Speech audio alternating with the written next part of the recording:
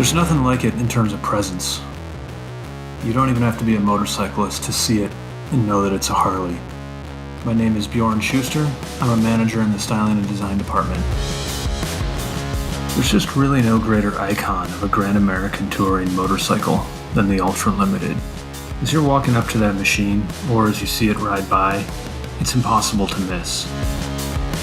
The Ultra really is the ultimate, or the pinnacle Grand American touring bike. We were in a very kind of unique place post-World War II, as being one of the few manufacturers who were producing very large displacement motorcycles. During the 1950s, there was the Highway Act, which was a massive expansion of our roadways and our interstates. And what that led to was a giant boom in road trips.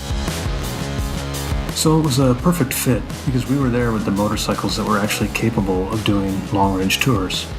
This was a result of our big twin architecture, going back to the Knucklehead in '36. There's always been a need for wind protection on motorcycles. You kind of trace it back to WLs and wartime bikes. The first iterations utilized simple wrapped canvas and clear flexible screens. In the 60s, that's when the utilization of fiberglass really comes into play with the 1969 FLH. This is kind of where the batwing fairing is born. Harley-Davidson was the first OE to take that idea of a fiberglass fairing in conjunction with bags and offer it as a touring package or an accessory kit. It really sort of cemented Harley-Davidson's touring identity. That big twin is really on full display. All the mechanicals, the push rods, the heads, that massive primary case on the low side of the bike.